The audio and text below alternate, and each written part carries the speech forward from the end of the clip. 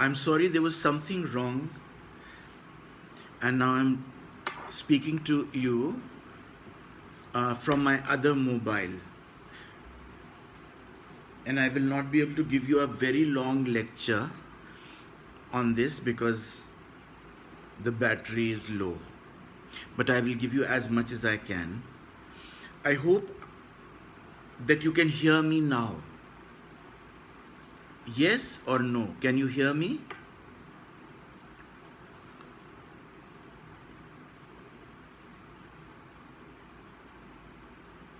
Can you hear me now?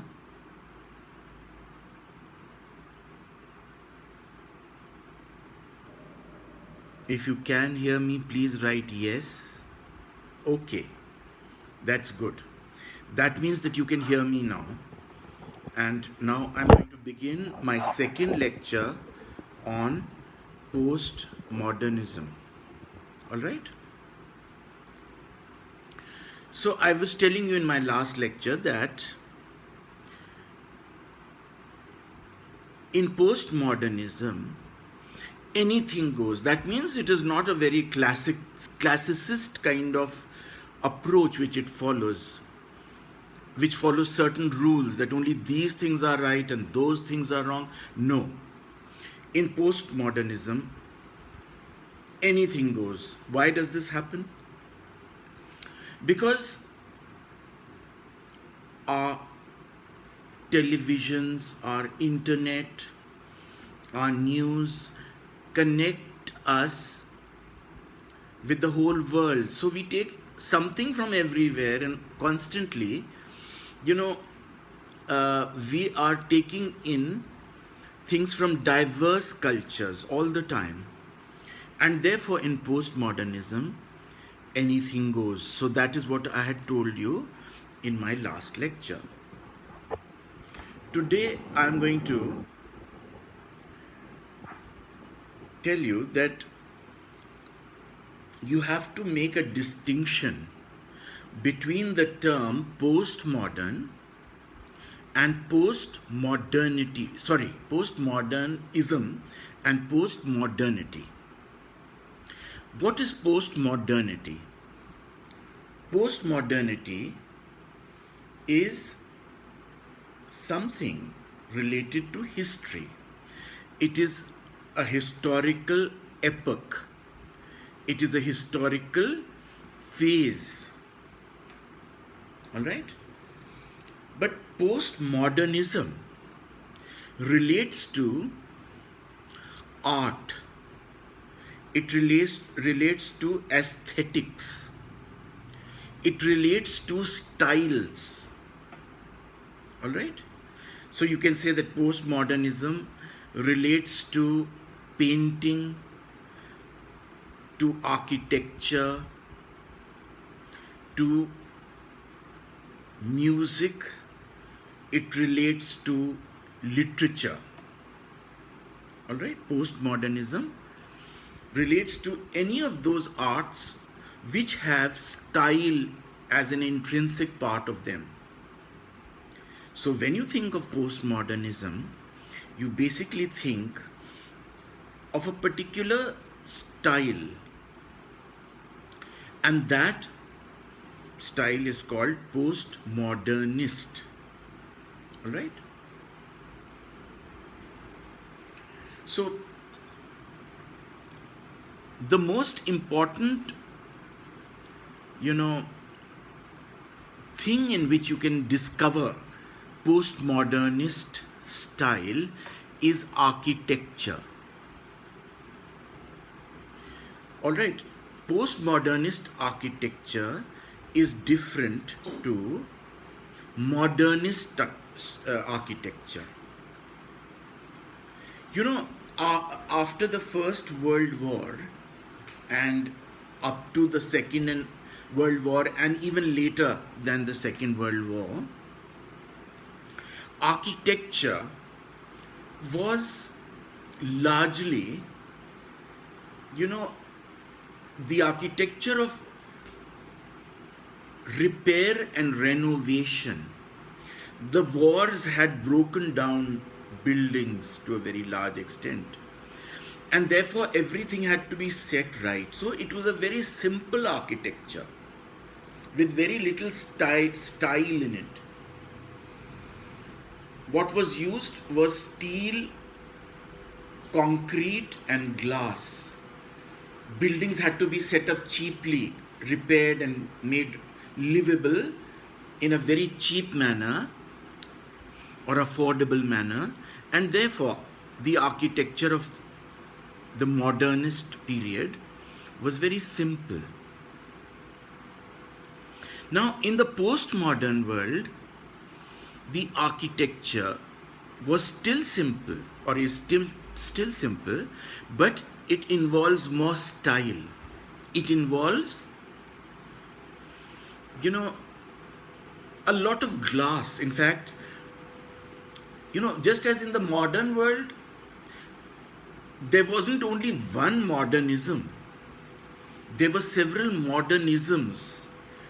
Even when you think of drama, for instance, you have in the modern world absurd drama, but you also have the drama of social reality.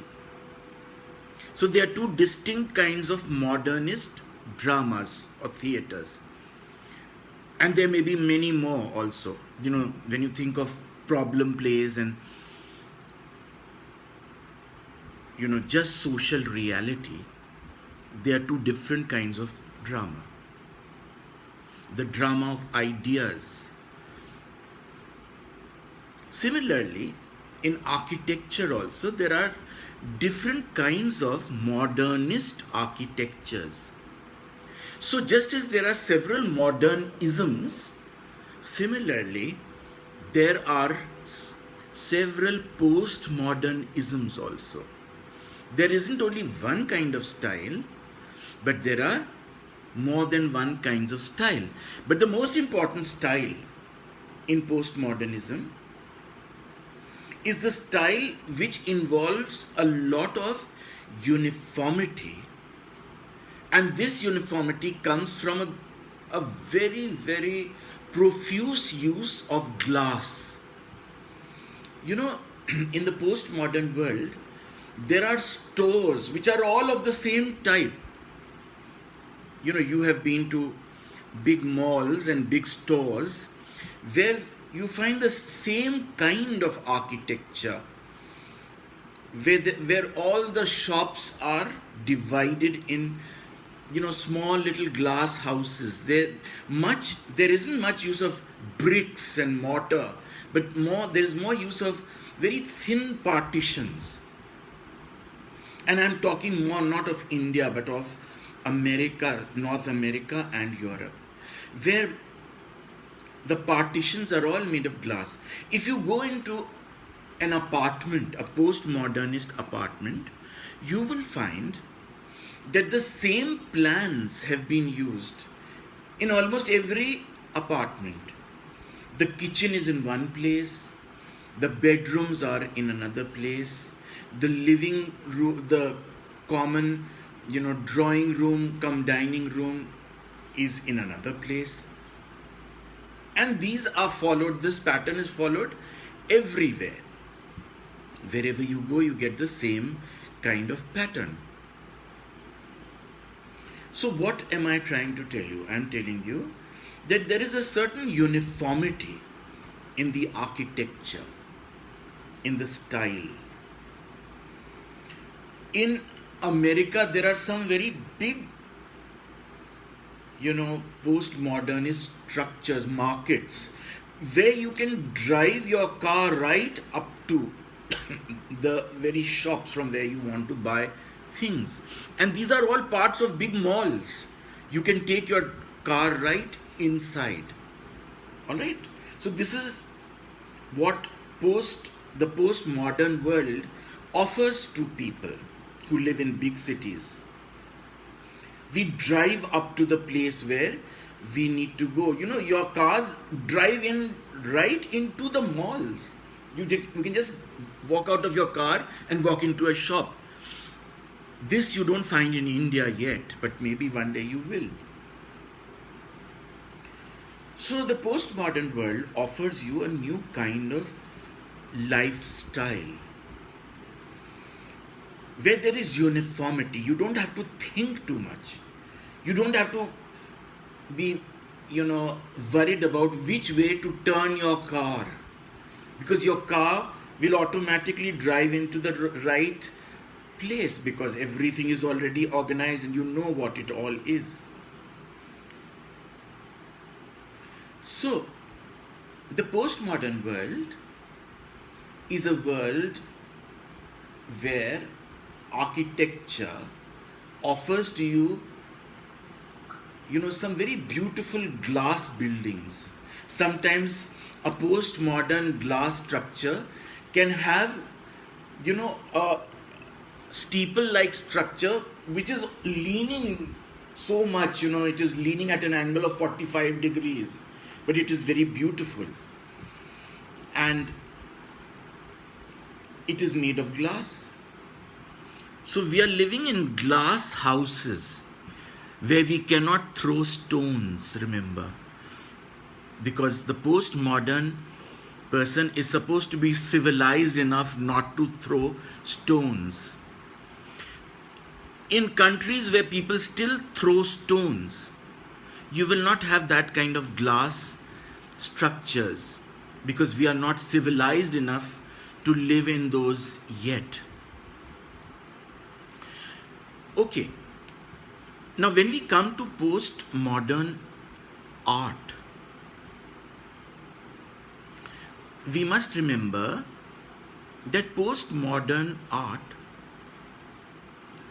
combines three things. Of course, there are several kinds of postmodernist art. So I'm not giving you a lecture on postmodernist art. I'm going to talk about literature more. But something basic you must know about postmodern art. Postmodern art often combines three things. It combines, first of all, aesthetics. Alright, that means it combines art forms. And to art forms, it adds advertisements. Advertisements are also artistically conveyed. And then it adds, celebrity life. It adds the life of celebrities. So when you think of postmodernist art, you don't think of the lives of very ordinary people. People want to see how celebrities live. So, there's one artist that I would like to tell you about. This artist is called Andy Warhol, Warhole. Actually, his name was, to begin with, Andrew Warhola, but he changed it later on to Andy Warhol. And he has, made paintings of some very famous people. Marilyn Monroe is one such. And there are several images of Marilyn Monroe put in a single frame. Alright? She is a very popular actress of Hollywood and one who was really loved by everyone. Then, he has painted a number of Coca-Cola bottles or Pepsi and Coca-Cola bottles, all put in a glass frame. Just as when you go to a shop, the fridge has a glass door in which several of these cold drinks are kept together. So that has become the subject of a painting. Alright? Why? Because Coca-Cola is something which is commercially popular, or at least was when he painted. And it is something which has been presented very artistically. No one before him had done that. Therefore, Andy Warhol is considered the master artist. All right. Now, in postmodern art, there is a very famous piece called Fountain. Now, what is this? It is nothing but just a male urinal, turned in another direction, in an upward direction, in a side view. And a urinal is shown as a work of art. Now, this is what postmodernism is made of. Even something as familiar as that can be put into an art form. Now remember these things, because what is the difference between modernist and postmodernist art? Modern art did not think of beauty as its subject.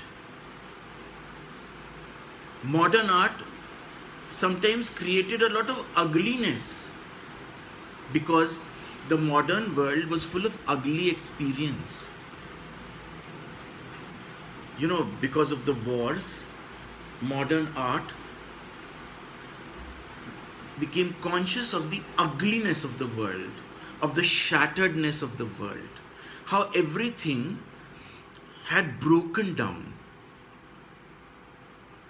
That was modern art. So modern art does not try to present life as it really is. But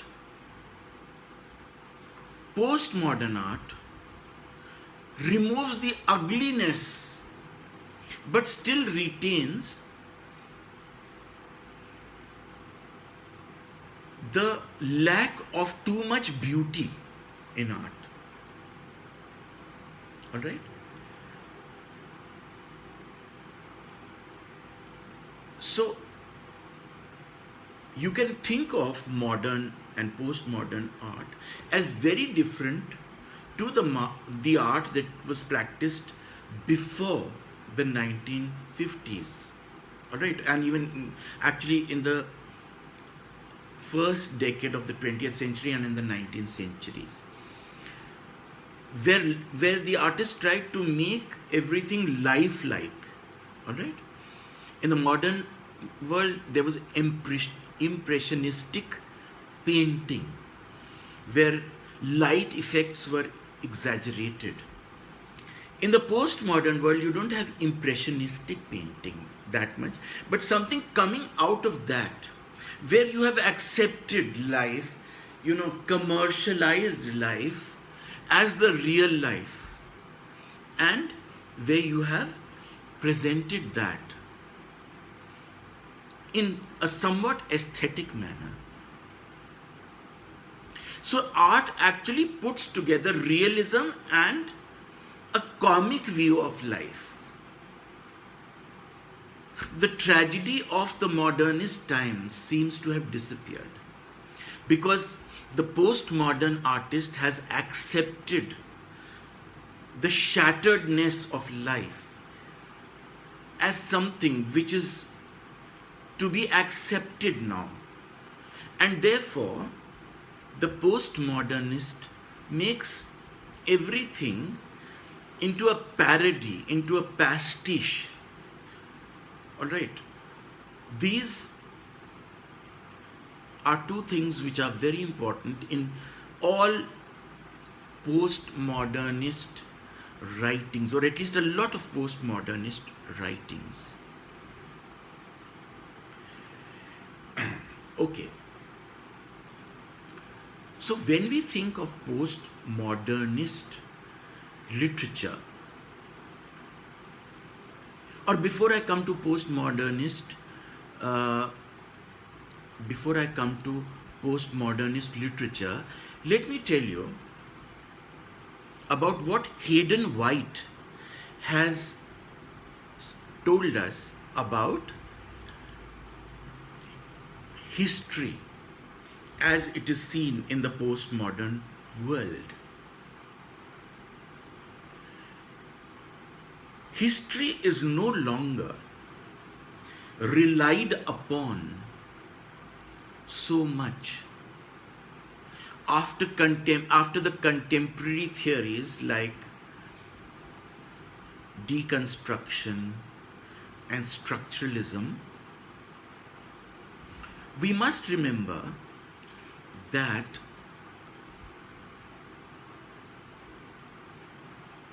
we cannot rely on anything to give us meaning. Even history cannot give us the meaning of an event, the meaning of a person's life. History cannot report meaning as something very solid. History is also like fiction today. So in the postmodern world, history must be treated as fiction, and fiction must be treated as history to some extent, because it contains the imitation of the world about which it is all about. Fiction contains some history, and history contains some fiction. All right? We do not believe 100% in what a history book gives to us. We only consider it partly right. Okay? So, in my next lecture, actually, I will tell you in greater detail about what Hayden White has said about the postmodern world. He has given us a lot of very interesting features of the postmodern world, and I will actually give you point-wise, I will dictate certain points in my next lecture on postmodernism about what Hayden White has said regarding the postmodern world. But today, what I want to tell you about the postmodern world is that in the postmodern world, we have gone away from what could be called the truth in earlier times. All contemporary theories point to the fact that we have gone beyond the truth. There is nothing which can be called true today. Therefore, we are living in a world of post-truth, which is a part of the postmodern world. We are living in a world in which whatever society makes us believe in may be socially true, but it is not the truth. We accept whatever society tells us or whatever history tells us, but that is not true. We cannot take that as fully true. We accept what culture gives to us, but that is not true in the ultimate analysis. It is only what culture has made us believe to be right. We take for true what the news gives to us every day, but that is not the truth. It is only what the news has reported. If you see 5 or 6 channels, you may find 5 or 6 versions of the same event which is being reported. So which is the actual truth? So the media is like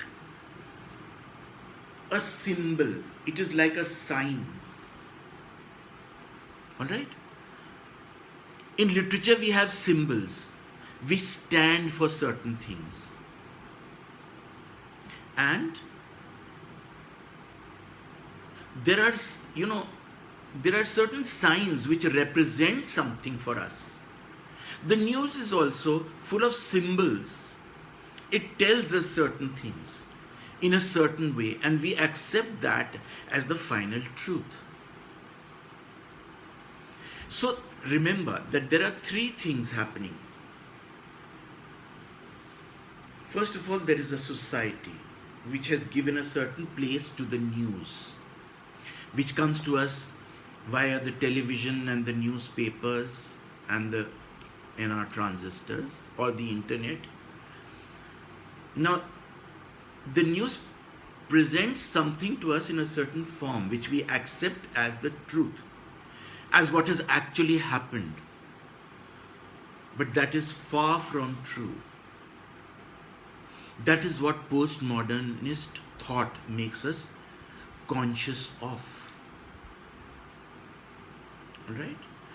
There is a postmodernist philosopher whose name is Jean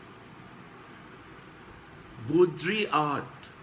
It is written as Baudrillard, but the L is silent and it's pronounced as Baudrillard. Alright? So, Jean Baudrillard has given us two terms which are important for you to remember. One is called simulacra or simulacrum. Alright? Simulacrum is singular and simulacra is plural. And the other term that he has given us is simulation. And the third term which he has given us is hyperreality. And these are very important terms for us to remember when we think of postmodernism. Right? So what is simulacra? This is a slightly difficult term, but you should try to pay attention and understand this. There is no such thing as the truth. Alright? But we are being given a representation of truth by the news and by the media and by certain kinds of reporting. So what this representation is imitating is not the truth, but it is a certain version of what is regarded to be the truth.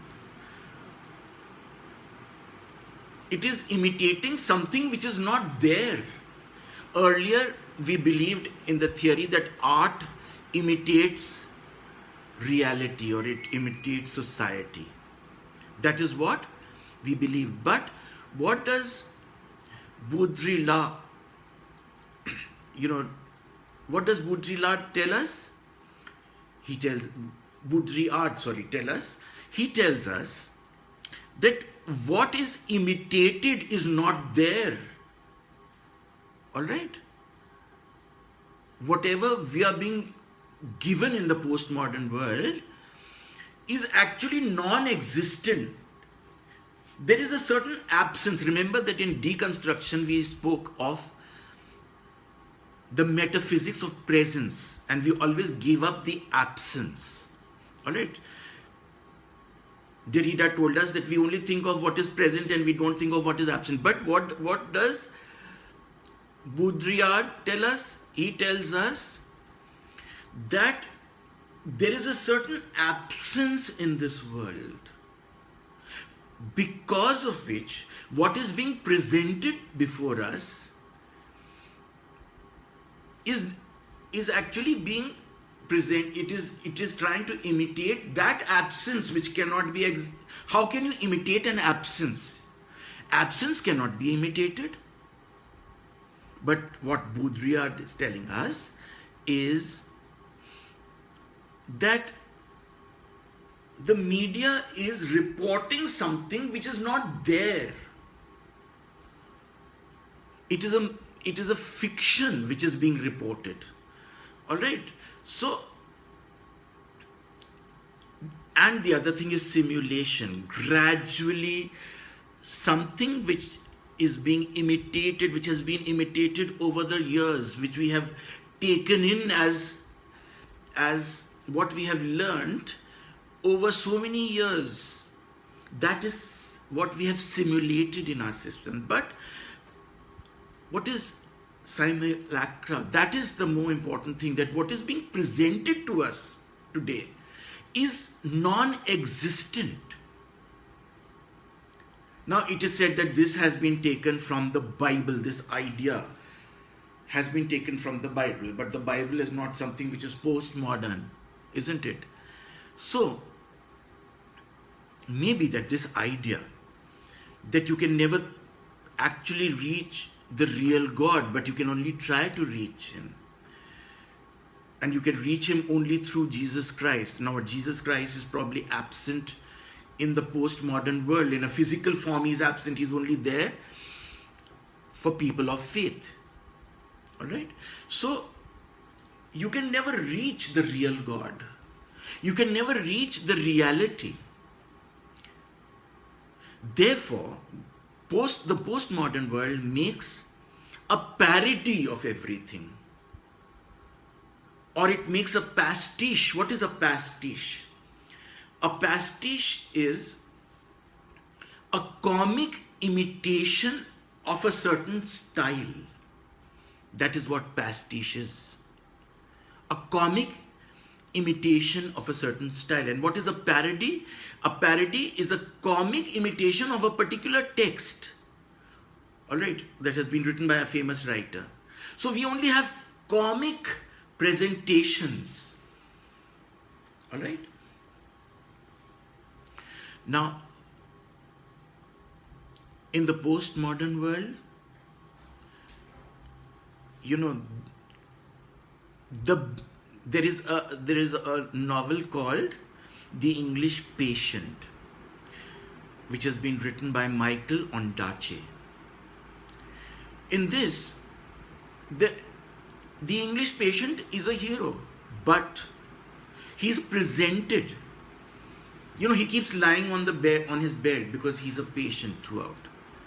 And his bed becomes something like a battlefield is for a hero. So see, this is a comic representation of something. This is a comic imitation of something heroic.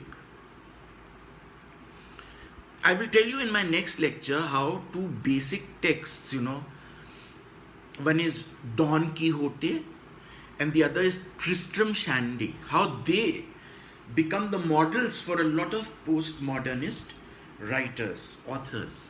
Alright? I will tell you that.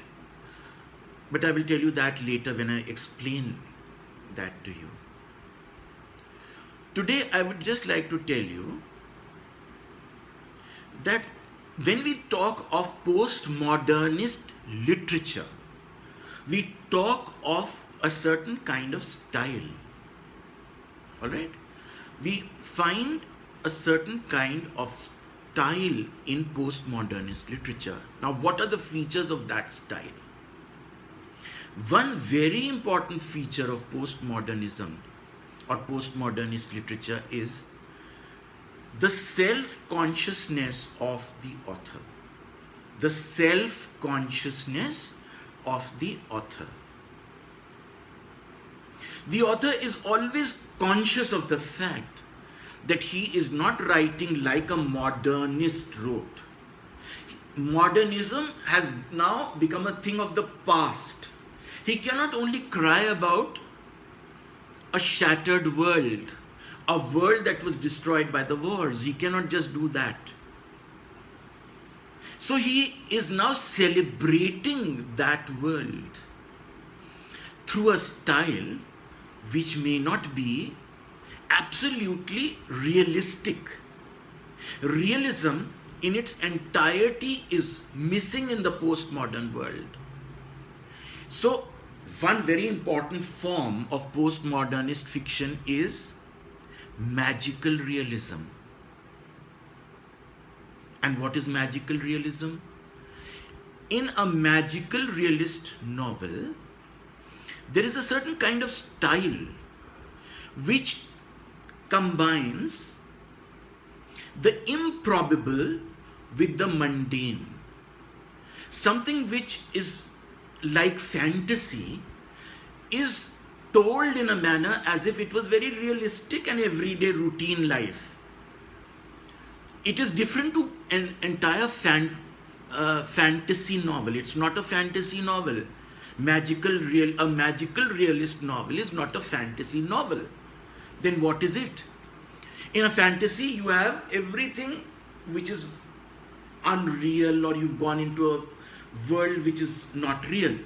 But in a magical realist novel, you are very much in a real world. But your style allows you to just go into an unreal world for a little while and come back quickly, as though that unreal world is a part of the real world. That is what magical realism is. Now remember, in the postmodern world, all these theories like feminism and post-colonialism also come in. Alright? So in magical realism, there is a lot of post-colonial theory. What is this post-colonial theory? That the magical realist novel opposes oppression. He does not like, to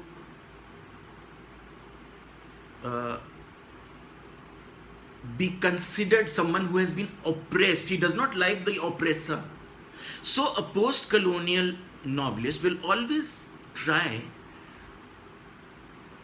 to show the West that there was something wrong with what you were doing. Like, if when you read a novel like Freedom at Midnight, when you read a novel like Midnight's Children by Salman Rushdie, then you understand that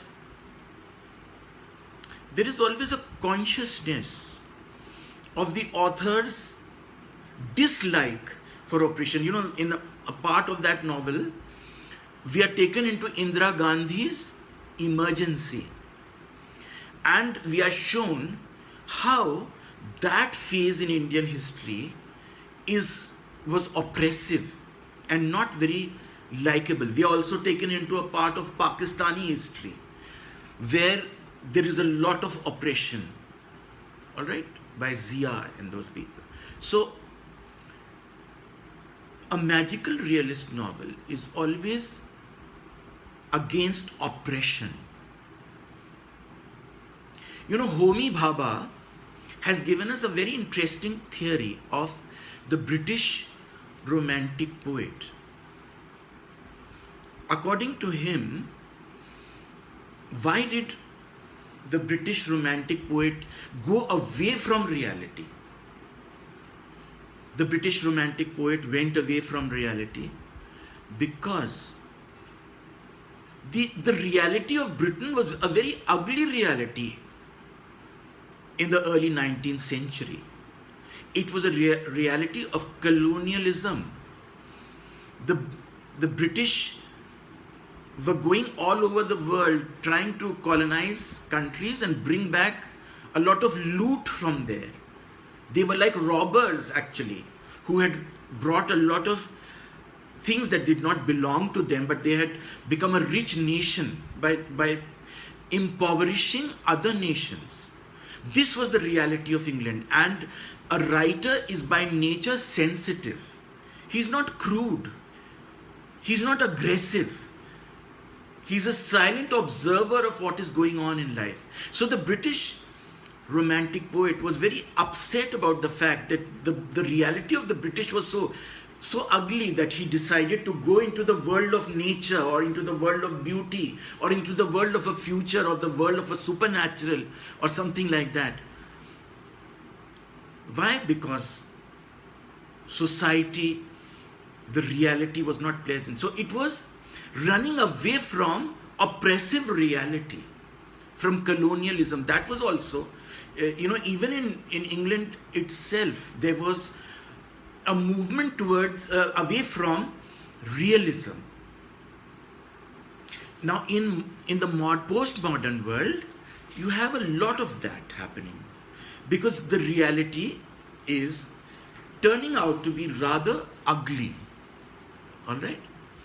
And so the postmodern writer does not want to imitate reality as it is, but he wants to show a comic parody of reality.